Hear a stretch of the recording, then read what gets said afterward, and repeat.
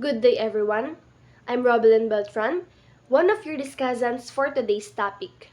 But before we dive into our main topic, let me just give you a fun fact about proof. Did you know that the famous four-color theorem was proven using a computer?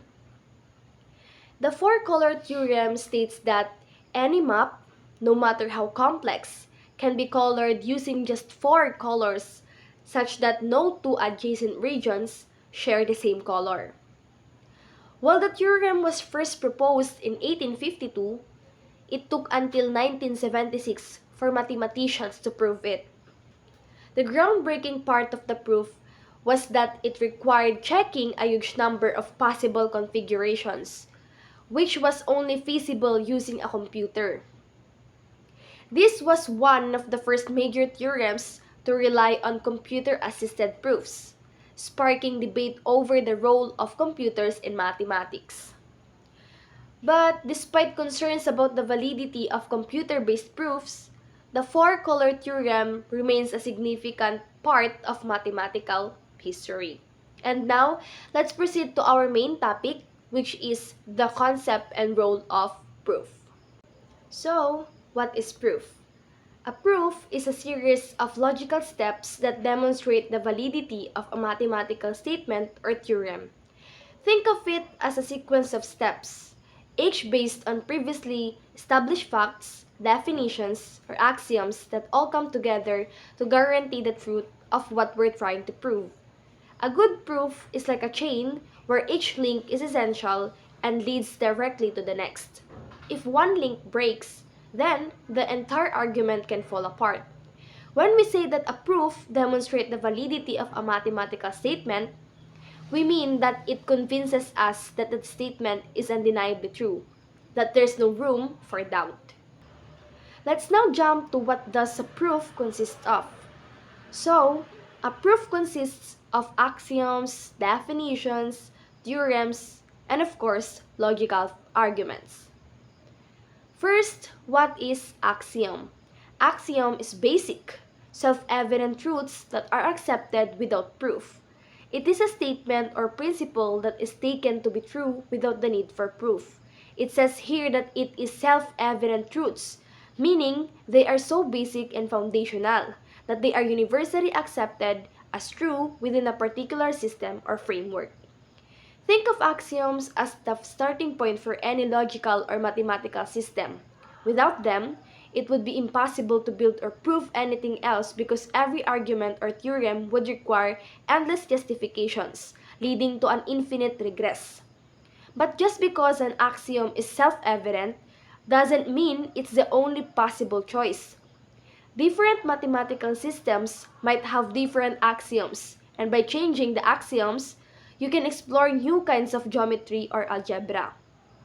Next is when we talk about precise explanations or terms and concepts used in the proof, we're referring to the clear and careful definition of every term or idea involved in a mathematical proof. In any proof, there are certain terms like variables, functions, or specific properties that are key to understanding the logical argument being made. If we don't clearly define these terms, the proof can become confusing or even meaningless because people may interpret the terms in different ways. Then, we have theorems, which refers to a statement or proposition that has been proven to be true through logical reasoning and evidence. This proof is typically built on a foundation of axioms, which are self-evident truths, as I said a while ago, as well as previously established theorems. In other words, theorems are not just assumptions. They are conclusions that follow from a series of logical steps starting from known facts or basic principles. Once a theorem is proven, it becomes a reliable part of the mathematical framework and can be used in further reasoning to prove other statements. The process of proving a theorem ensures its validity, making it an essential building block of mathematics. Lastly, logical arguments. A logical argument in proof is a structured reasoning process where we use a sequence of statements to establish the truth of a particular claim. In mathematics, a proof is a step-by-step argument that demonstrates the validity of a theorem or proposition. Each step in the argument follows logically from the previous ones, ensuring that if the premises or assumptions are true, the conclusion must also be true. The process relies on logical principles such as deductive reasoning, where conclusions are derived from general principles or axioms. Logical arguments are essential because they provide the certainty needed in mathematics, ensuring that our conclusions are not based on guesses or assumptions, but on sound, irrefutable reasoning. In a proof, it's crucial that every statement is supported by a valid reason, such as a previously established fact or rule of logic to maintain the integrity of the argument. Let's now proceed to the types of mathematical proof that will be discussed by Mr. James Boulinet. Good morning, everyone. My name is James Bolinay, and I am also your reporter or your discussor. Let's now move on to the types of mathematical proof. Number one, direct proof. A direct proof starts with axioms, definitions, and previously proven theorems and logically deduces the desired conclusion step by step. It's like following a clear path from the starting point to the destination. Number two, indirect proof. This technique assumes the opposite of what we want to prove. Then we follow logically steps to arrive at a contradiction, or a statement that is both true and false. Since a contradiction cannot be true, our original assumption must be false, which means the original statement is true. Number three is the proof by induction. It is used to prove statements about a sequence indexed by natural numbers. It involves two steps. First is the base case. Base case proves the statement for the smallest index, usually 0 or 1. The second is the inductive steps. Assume that the statement holds for an arbitrary index k and prove it holds for the next index k plus 1. Number 4. Constructive proof provides a method or algorithm to construct an example of the object being proved to exist. It's like giving a receipt to build the object. And lastly, the non-constructive proof. It proves the existence of an object without explicitly constructing it. It often relies on proof by contradiction or other indirect methods. And now, we will tackle the history of mathematical proof that include Pythagoras, Eudoxus, and Euclid and their contributions to the development of the proof. Number 1. Pythagoras. Pythagoras is credited with being one of the first mathematicians to use proof to establish the truth of mathematical statement. He is famous for his proof of the Pythagorean theorem, which states that the square of the length of the hypotenuse of a right triangle is equal to the sum of the square of the length of the other two sides. Next is Eudoxus of Cnidus, a Greek mathematician from the 4th century BCE, made significant contributions to the history of mathematical proof, particularly in the development of the concept of the theorem. Before Eudoxus, mathematics was often based on empirical observation and intuition. Eudoxus, however, introduced a more rigorous approach by establishing the method of exhaustion, which laid the foundation for the modern concept of mathematical proof. This method involved approximating the area of volume of geometric figures by inscribing and circumscribing shapes with known measurements, gradually narrowing the difference between the approximation and the exact value. Eudoxus' work helped formalize the notion of the theorem, a mathematical statement that is logically proven to be true using a sequence of deductive reasoning. His ideas influenced later mathematicians, such as Archimedes, and were instrumental in transforming mathematics from a speculative practice into a logical and structured discipline.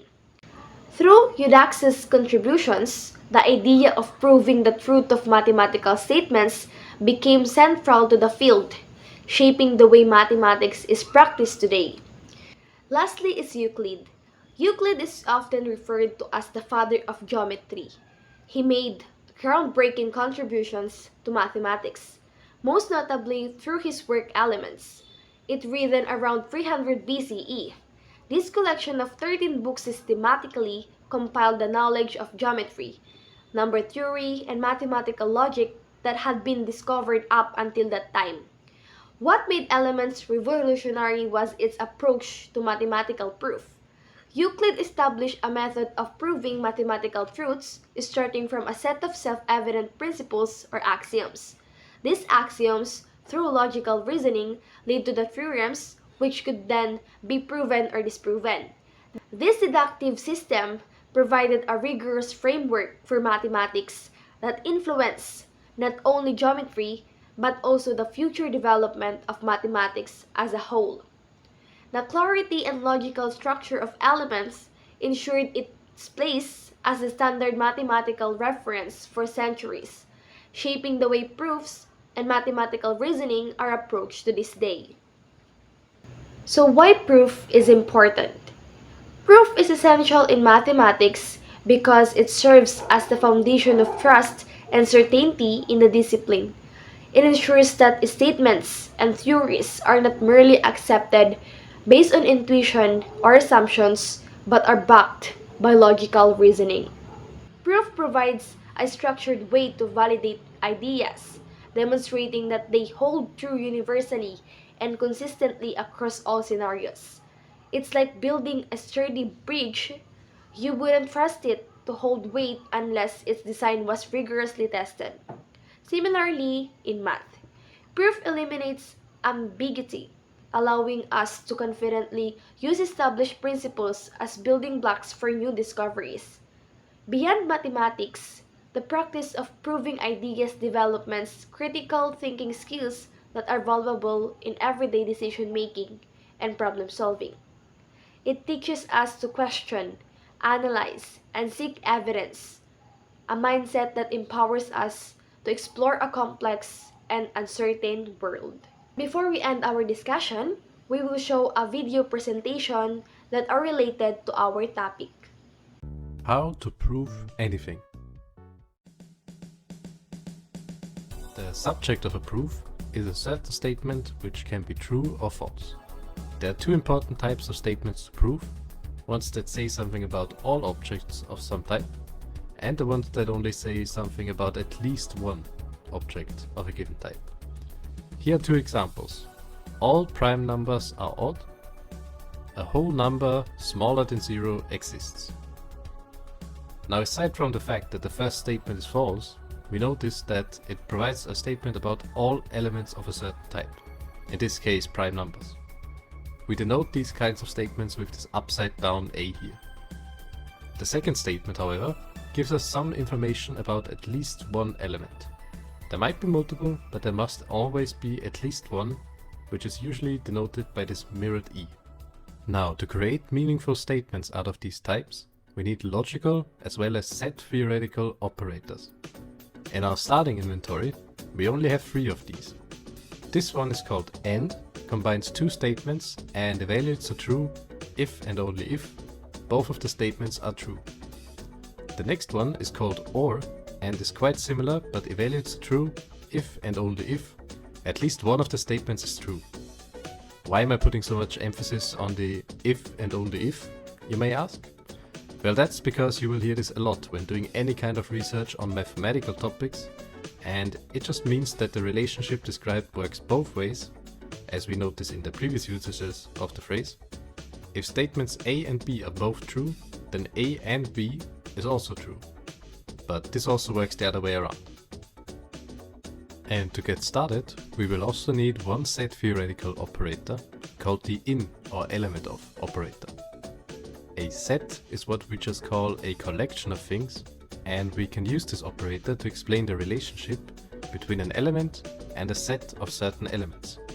For example, we could say that the number 5 is in the set of whole numbers, usually denoted by this fancy Z here. With these 3 operators in our pocket, we could now also go on to define more advanced operators.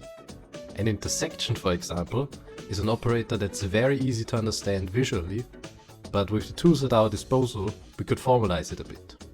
For example, we could say that the intersection of two sets A and B is a set containing only elements X that are element of A and element of B.